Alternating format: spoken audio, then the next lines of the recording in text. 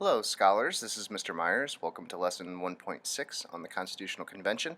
As always, make sure you take good structured notes, and here we go. Our objectives today are to understand why a constitutional convention was held in 1787. We're going to look at some of the major compromises at the convention. We'll talk about the arguments of the Federalists and the Anti-Federalists, and then explain how the Constitution addressed some of the weaknesses of our first government, the Articles of Confederation. Our overview then is going to address these 5 key areas, so make sure that you use those for your headings to take notes. So as you learned in Lesson 1.5, the Articles of Confederation was formed during the Revolutionary War, and it's largely understandable why this first government was relatively weak in comparison to the strong central authority of the British system under this evil tyrannical monarch. However, the problems of this weaker government became obvious very quickly. There were some economic problems, mainly in that the federal government was unable to force states to pay taxes. They could simply request tax revenue, and because they couldn't regulate trade, the states tended to levy taxes against each other's goods, which resulted in economic warfare and overall higher prices. But the most important catalyst or reason why the Founding Fathers decided to revisit this first government was because of a rebellion of angry debtors and farmers led by a man named Daniel Shays in western Massachusetts starting in 1786. This rebellion didn't do much damage, but it took a while to get under control as the state and the federal government were unable to deal with the crisis. A privately raised and funded militia had to put the rebellion down.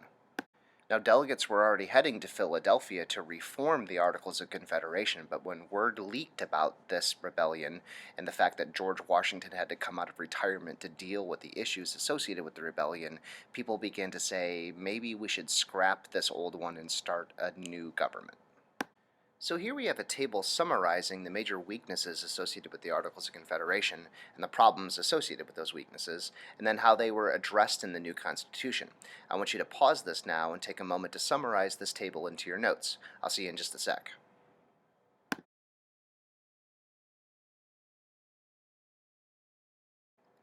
And we're back. Okay, so now we're going to talk about some of the most important compromises at the Constitutional Convention. While there were many, the most important certainly dealt with the issue of representation. Large states wanted the issue of representation determined by population. The more people that you have, the more votes that you get. Smaller states didn't like that system, and they wanted some kind of system based on equal representation. The great compromise, then, of course, is going to be a bicameral legislature. Bicameral means 2 houses. So we're going to have an upper house called the Senate, and in that body, every state will have 2 senators and therefore 2 votes, and a lower house called the House of Representatives. And in that body, representation will be based on population. The more people that you have, the more votes that you get.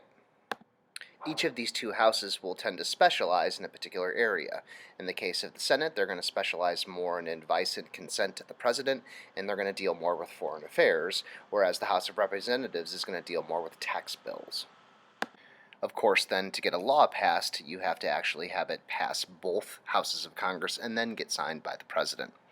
The other major important compromise dealt with the issue of slavery, and this became known as the Three-Fifths Compromise. Southern states wanted slaves to count on the issue of representation because that would give them more power, but they didn't want slaves to count in terms of taxation because that means they would have to pay more. They wanted their cake and to eat it too. The compromise that was worked out was that slaves will count for 3/5 of a person. Or another way to think about it is that for every 5 slaves, it would equal 3 people. This placated the North because the South is going to get taxed more, and it appeased the South because they would get a little bit more representation based on the number of slaves that they had. Now, there are a whole host of other compromises, and we're not going to go into them in great detail, but there was a tariff compromise, which basically resulted in a tax or tariff being allowed on imported goods, but not exported goods. That made the South happy. There was a slave trade compromise, which basically said that the Congress cannot abolish the slave trade before 1808. And then lastly, a presidency compromise. There was some debate about whether the president should be elected by popular vote or chosen by the Senate, and ultimately a compromise was reached with the Electoral College. These issues are a little bit complicated, so if you have any questions about that, you can definitely ask us in class tomorrow.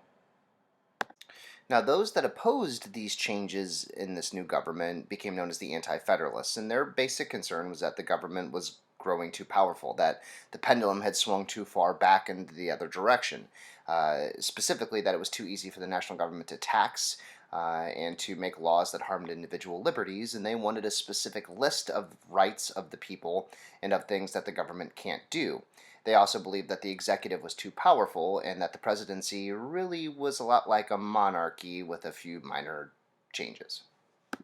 The Federalists, on the other hand, those that were arguing for this new Constitution, were incredibly intelligent and very skilled debaters, and one by one they were able to either win people over or to develop arguments in favor of compromise. The Federalists generally believed that individual liberty is going to be better maintained with a stronger national government in order to protect people's individual rights and the rule of law.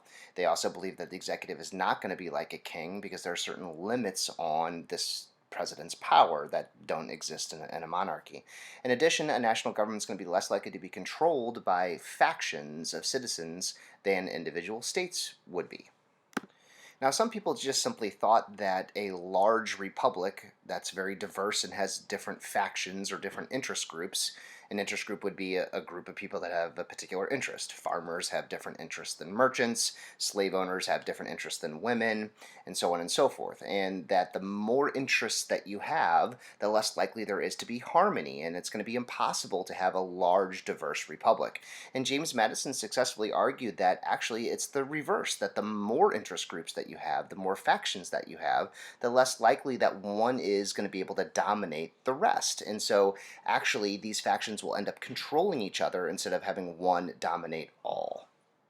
Now, there's a little anecdote here on the side that does suggest that, at least in recent times, that James Madison actually might have been right. So check that out. So in summary, we looked at why we had to create a new constitution instead of simply reforming the old one. We talked about some of the weaknesses in this old system and how they were addressed, the compromises that ended up allowing this constitution to pass, and the main arguments of the two, what would become the first two political parties in the United States, the Federalists and the Anti-Federalists. As always, I hope you took good notes. Bring questions into class tomorrow, and we'll see you soon.